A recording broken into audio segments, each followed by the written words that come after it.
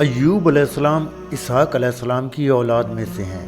اور ان کی والدہ لوط علیہ السلام کے خاندان سے ہیں۔ اللہ نے آپ کو ہر طرح کی نعمتوں سے نوازا تھا، حسن صورت بھی اور مال و اولاد کی کثرت بھی۔ بے شمار مویشی اور کھیت و باغ وغیرہ کے آپ مالک تھے۔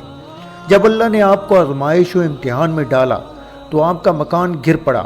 اور آپ کے تمام فرزندان اس کے نیچے دب کر مر گئے، اور تمام جانور جس میں درجنوں اونٹ اور سینکڑوں بکریاں شامل تھیں سب مر گئے۔ تمام کھیتیاں اور باغات بھی برباد ہو گئے، غرض آپ کے پاس کچھ بھی باقی نہ رہا۔ آپ کو جب ان چیزوں کے ہلاک و برباد ہونے کی خبر دی جاتی تھی تو آپ حمد الہی کرتے اور شکر بجا لاتے تھے اور فرماتے تھے کہ میرا کیا تھا اور کیا ہے، جس کا تھا اس نے لے لیا، جب تک اس نے مجھے دے رکھا تھا میرے پاس تھا، جب اس نے چاہا لے لیا، میں ہر حال میں اس کی رضا پر راضی ہوں۔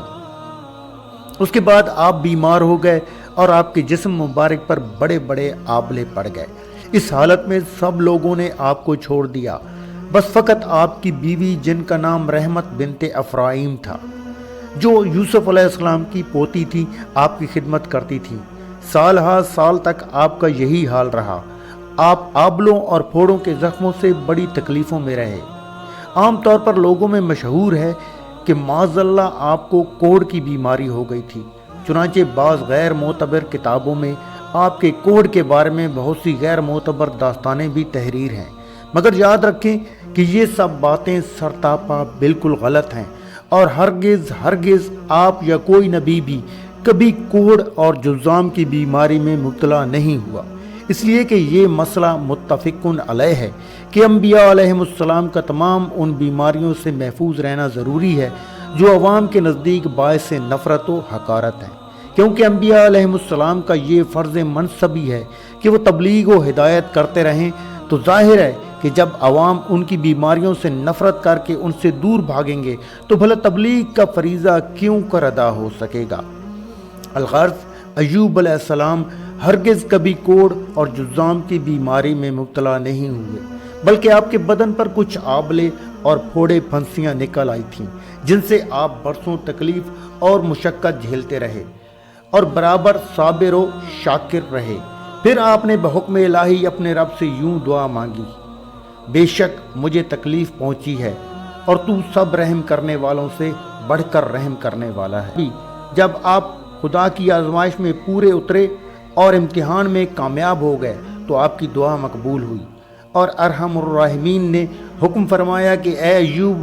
اپنا پاؤں زمین پر مار۔ آپ نے زمین پر پاؤں مارا تو فوراً ایک چشمہ پھوٹ پڑا۔ حکم الہی ہوا کہ اس پانی سے غسل کرو، چنانچہ آپ نے غسل کیا تو آپ کے بدن کی تمام بیماریاں دور ہو گئیں۔ پھر آپ 40 قدم دور چلے تو دوبارہ زمین پر قدم مارنے کا حکم ہوا، اور آپ کے قدم مارتے ہی پھر ایک دوسرا چشمہ نمودار ہوا جس کا پانی بے حد ٹھنڈا، بہت شیریں اور نہایت لذیذ تھا۔ آپ نے وہ پانی پیا تو آپ کے باطن میں نور ہی نور پیدا ہو گیا، اور آپ کو اعلیٰ درجے کی صحت و نورانیت حاصل ہو گئی، اور اللہ نے آپ کی تمام اولاد کو دوبارہ زندہ فرما دیا، اور آپ کی بیوی کو دوبارہ جوانی بخشی اور ان کی کثیر اولاد ہوئی۔ پھر آپ کا تمام ہلاک شدہ مال و مویشی اور اسباب و سامان بھی آپ کو مل گیا، بلکہ پہلے جیسی قدر و مال دولت کا خزانہ اور اس سے کہیں زیادہ ملا۔ سو درے مارنے کی قسم، اس بیماری کی حالت میں ایک دن آپ نے اپنی بیوی صاحبہ کو پکارا تو وہ بہت دیر کر کے حاضر ہوئیں۔ اس پر غصہ میں آ کر آپ نے ان کو 100 درے مارنے کی قسم کھا لی تو اللہ نے فرمایا کہ اے ایوب آپ ایک سینکوں کی جھاڑی سے ایک مرتبہ اپنی بیوی کو مار دیجئے، اس طرح آپ کی قسم پوری ہو جائے گی۔ چنانچہ اللہ نے قرآن مجید میں اس واقعہ کو اس طرح بیان فرمایا ہے: ہم نے فرمایا زمین پر اپنا پاؤں مار، یہ ہے ٹھنڈا چشمہ نہانے اور پینے کو، اور ہم نے اسے اس کے گھر والے اور ان کے برابر اور عطا فرما دیے، اپنی رحمت کرنے اور عقل مندوں کی نصیحت کو، اور فرمایا کہ اپنے ہاتھ میں ایک جھاڑو لے کر اسے مار دے اور قسم نہ توڑ، بے شک ہم نے اسے صابر پایا، کیا اچھا بندہ، بے شک وہ بہت رجوع لانے والا ہے۔ الغرض ایوب علیہ السلام اس امتحان میں پورے کامیاب ہو گئے اور اللہ نے ان کو اپنی نوازشوں اور عنایتوں سے ہر طرح سرفراز فرما دیا، اور قرآن مجید میں ان کی مدح خوانی فرما کر اواب کے لاجواب خطاب سے ان کے سر مبارک پر سر بلندی کا تاج رکھ دیا۔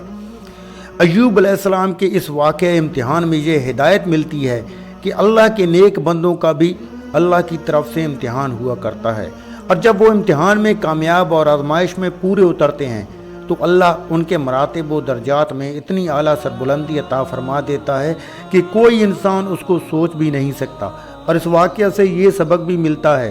کہ امتحان کی آزمائش کے وقت صبر کرنا اور اللہ عز و جل کی رضا پر راضی رہنا، اس کا پھل کتنا اچھا، کتنا میٹھا اور کس قدر لذیذ ہوتا ہے۔ واللہ اعلم۔